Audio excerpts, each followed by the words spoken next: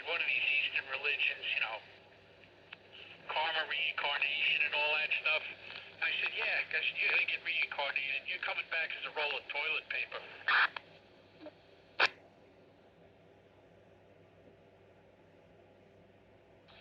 I don't think that's a good idea.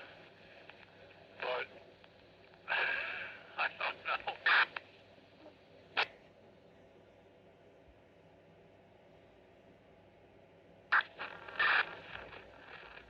So far, the winter is cold, but it's been dry. I mean, I'm not unhappy that we dodged a lot of the snow.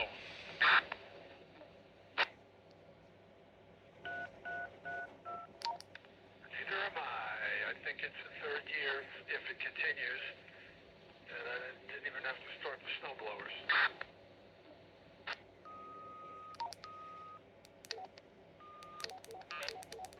The end of January back in 2022 just passed.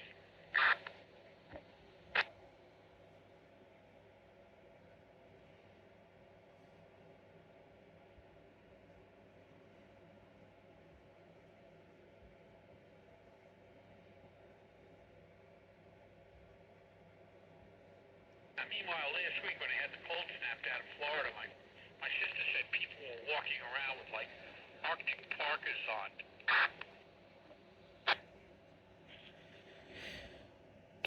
Yeah, 516, it was from here. It happened to be down in the panhandle when they got whatever it was, 6-8 inches of snow. He said everybody was freaking out. Well, you know, that's legitimate. I mean, I know a guy who left Big Blue and went down to New Orleans, and I mean, the problem is they don't have any snow removal. There's nobody has plows, nobody has salters, but fortunately, it's only there for a day or two, or maybe three.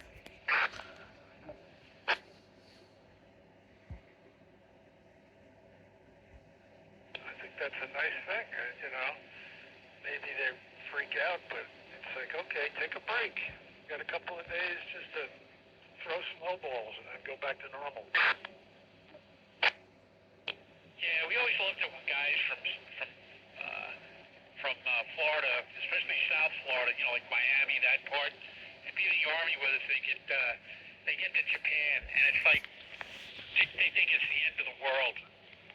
And then we had guys from like Buffalo and northern Michigan, and they're walking around in short sleeves.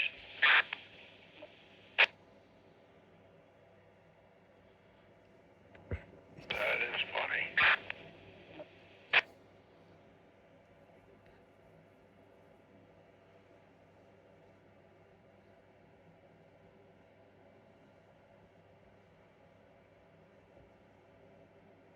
So I like the antenna that I got on this radio. So I'm going to order another one for my other legacy radio.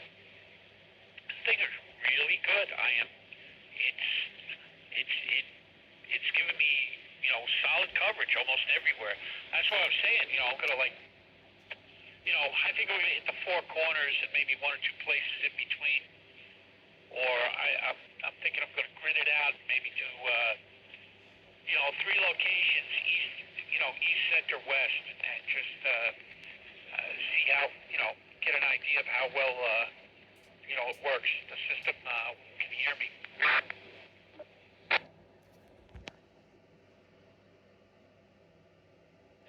I think it's interesting that you're noticing a difference. I've tried my own tests in the past and didn't notice anything. But what was the one that you were using? Was it tuned for here? Well, I started out with my Unity Gain 18-inch whip, and then I switched over to a legacy antenna that wasn't really cut for the band, but close enough to some gain. You know, little some basic math you could kind of figure out, you know, just doing proportions, what you would get. And then I bought this optimized for GMRS.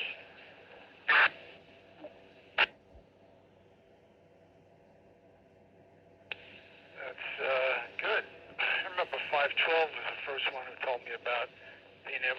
an 18-inch VHF whip and having it actually work on here because it was a multiple 3. I did try it. I think it did work. That's kind of interesting. Yeah, I mean, as long as it's an odd multiple, it will work reasonably well. And you know, the reason it does is because the effective area, the capture area, is 3 times the size of, you know, a whip that would be cut for, you know, that frequency. I mean, you can use a multiple of 5, you know, but then, you know, that kind of defeats the whole idea of keeping things small, you know, reasonably small, that is.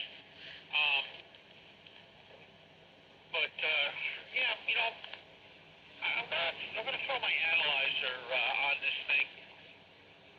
Right now it's misting too hard and everything, so I'll do that next tomorrow. It's supposed to be nice, and then I'll send a few screenshots to the group, and everybody can take a look-see.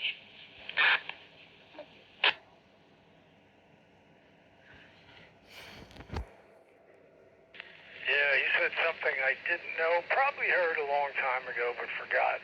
Odd multiples, not even.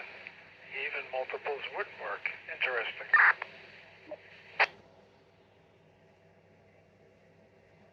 Yeah, because the half wavelength looks like a short. Oh, just like canceling out. Yeah, I mean, you know, one of these days I can sit down and run through the calculus will show you that will show you how to take the curl out of the electromagnetic field and actually you integrate the power going in over this imaginary sphere, and then you get an idea of what this thing is doing.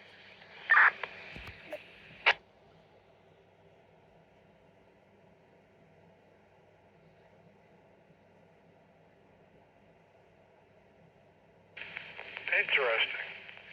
I've tried lots of different antennas and I couldn't notice a change. And the few times I did what I considered a reasonable logical test, which was finding a spot where I was actually hitting 4 of our repeaters but not very well. I expected to be swapping out a 6-inch with a 3 dB gain or a 5 dB gain and seeing an improvement. But I just never did. I kept moving the car up a couple of inches to make sure I wasn't sitting in some kind of null position. You're going to see the unfortunately, you're going to see the improvement at the edges, not in the middle.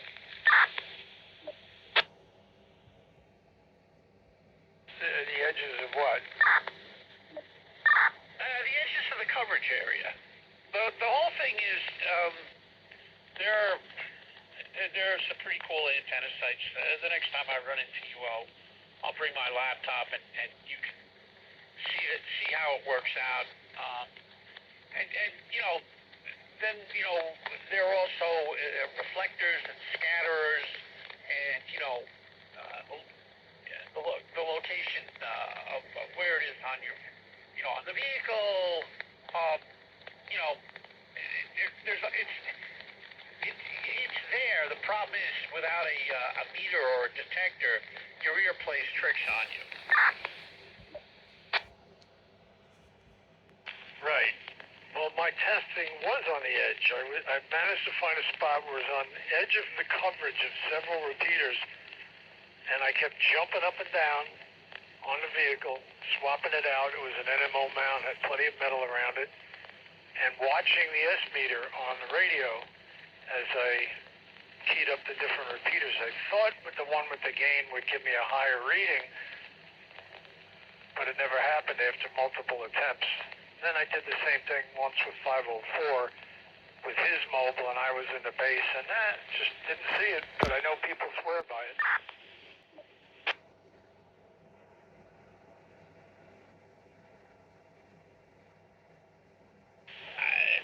I mean, the thing I tell everybody is, height gives you range, power fills in the blind spots.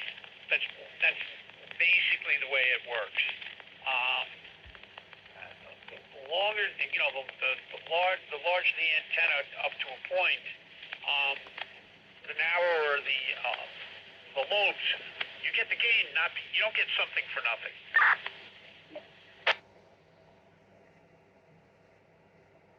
Right, yeah, I follow all that stuff. But some people swear by their gain antennas, people who've been doing it a long time, so I go with them, even though I couldn't reproduce it. Well, on this radio here, I mean, it's got like 4 bars. That's a lot of ground to cover. That's a lot of microvolts in between each step.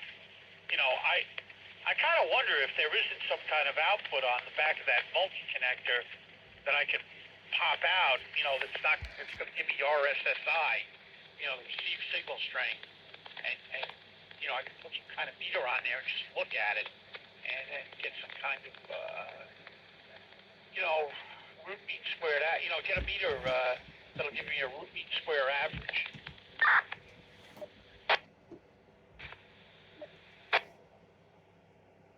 And I've got a lot to say about that, because that's where it gets interesting to me. First of all, your 2A mobile, and I'm on my 2A mobile, has the worst meter I've seen. To me, it's pretty useless. The Model 1, the older version, I absolutely love the metering because I think it's linear and logical. So I would never run any of these tests with the 2A mobile like you and I are on now. But part 2 is I do believe there is an RSSI thing on the back of the Model 2A that you're talking on. I also, at one point, got super excited about the idea of having an old-school S-meter hooked up to that. Never could make it work. I even discussed it with 14. I was very saddened about that.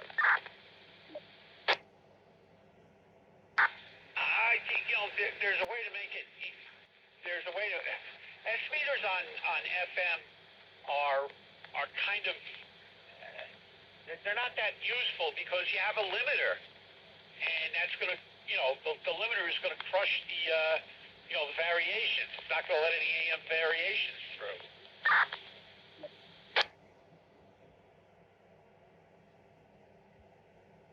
All right, I got a phone call from 510 who I think wanted to interject because he's finding it interesting. He's not able to get into the repeater, but he can hear us. But let's talk more about that. I'd love to see if you could, just like old stereo equipment had VU meters, which I miss, and I think it's the same thing with these things. Why isn't that a nice S-meter? All right, let me get on the phone with him, and then we'll talk more about that later. KAG1184 Blue Com Radio. D10, WSDK 310, Blue Com radio system. Romad out.